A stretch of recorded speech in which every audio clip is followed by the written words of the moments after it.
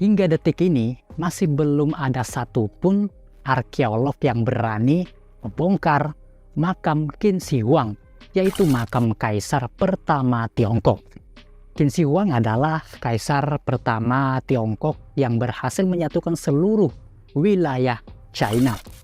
Lalu mengapa para arkeolog masih ketakutan ya untuk membongkar makam sang kaisar? Yang pertama adalah di dalam makam tersebut masih ada berupa jebakan seperti anak panah yang sudah siap menyerang siapa saja yang mendekati makam tersebut. Dan yang kedua, di dalam makam tersebut ada racun yang berupa kandungan merkuri yang sangat tinggi, yang tentunya bisa membahayakan siapa saja. Dan yang ketiga, menurut penduduk setempat, apabila makam tersebut dibongkar, maka akan mendatangkan bala atau bencana untuk penduduk setempat termasuk arkeolog yang ikut membongkar makam tersebut. Lalu bagaimana cara arkeolog mengatasi masalah ini? Stabilkan posisi kalian.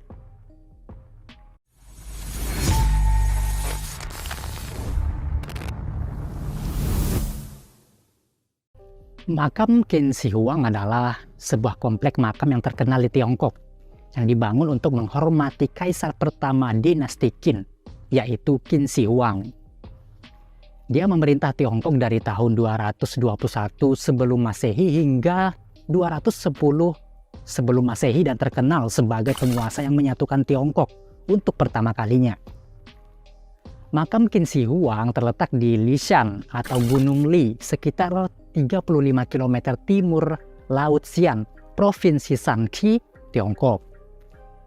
Nah, awalnya nih kompleks makam ini ditemukan oleh sekelompok para petani pada tahun 1974 ketika mereka sedang menggali sumur, dan penemuan ini menjadi salah satu penemuan arkeologi terbesar pada abad ke-20.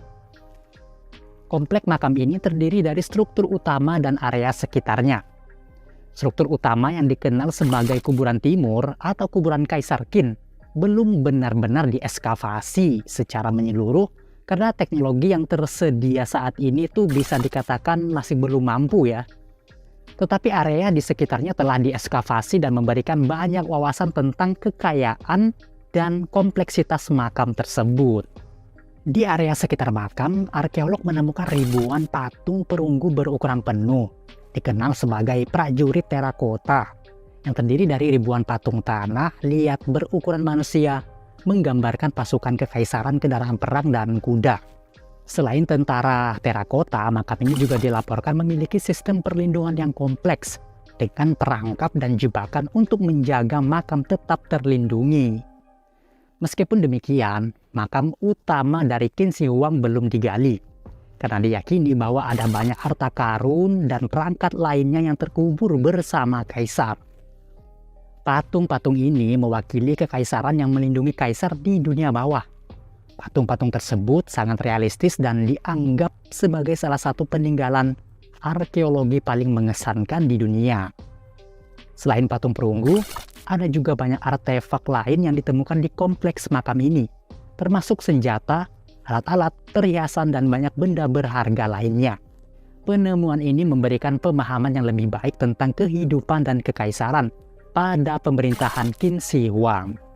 Saat menjabat sebagai kaisar, Qin Shi Huang terobsesi dengan kehidupan yang abadi.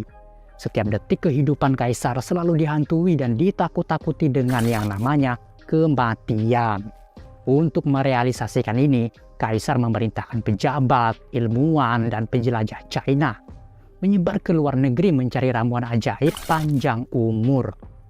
Sampai akhirnya, satu di antara mereka menemukan ramuan yang konon membuat raja kuno hidup lebih dari 10.000 tahun. Caranya dengan meminum merkuri. Sang kaisar lantas percaya dan segera meminum hal serupa. Dia tidak tahu kalau merkuri adalah zat yang sangat berbahaya bagi tubuh manusia. Dia lantas memodifikasinya dengan mencampurkan merkuri ke cairan fermentasi anggur dan madu.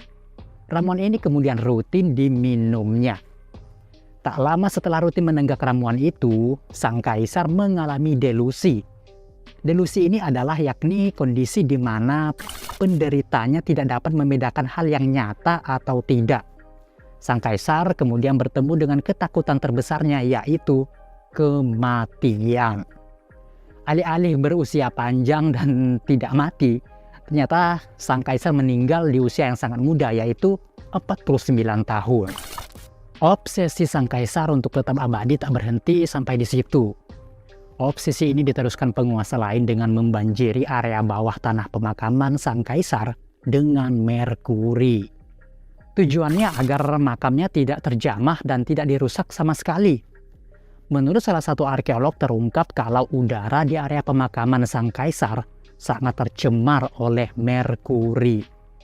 Tak hanya udara, tanah di gundukan pemakaman juga mengandung konsentrasi merkuri jauh di atas batas normal dan tempat lain di sekitarnya. Fakta ini membuat para arkeolog percaya kalau tubuh kaisar pertama itu tergeletak di tengah genangan merkuri yang luas. Namun makam utama sang kaisar sendiri masih belum dieskavasi sepenuhnya karena tantangan teknis dan kekhawatiran tentang kemungkinan kerusakan pada artefak yang ada di dalamnya. Belum pernah ada orang yang mengintip ke dalam makam ini selama lebih dari 2000 tahun. Ketika kaisar yang paling ditakuti itu terkubur di dalamnya, belum pernah ada orang yang mengintip ke dalam makam ini selama lebih dari 2000 tahun ketika kaisar yang paling ditakuti itu terkubur di dalamnya. Alasannya karena para arkeolog khawatir tentang bagaimana penggalian bisa merusak makam sehingga kehilangan informasi sejarah yang sangat penting. Alasan yang lain, makam kaisar yang diduga terdiri atas 3 tingkat dipenuhi jebakan dan senjata mematikan. Dari busur panah hingga kolam berisi merkuri beracun. Murka sang kaisar akan menimpa mereka yang bernyali mendekati tempat peristirahatan terakhirnya. Sebelum kutukan itu terjadi, ternyata kutukan telah menimpa salah satu petani yang menemukan keberadaan patung prajurit terakota dan mengarahkan ke makam penguasa di China itu. Salah satu petani bernama Wang Puzi menderita sakit parah, namun ia tak punya uang untuk beli obat atau berobat ke dokter. Nah, suatu hari saat seluruh keluarganya keluar rumah, ia melilitkan tambang di lehernya, mengakhiri hidupnya di usia 60 tahun. Para arkeolog berharap bahwa dengan perkembangan teknologi di masa depan, mereka akan dapat mengungkap misteri yang tersembunyi di dalam makam ini tanpa merusak warisan budaya yang sangat berharga.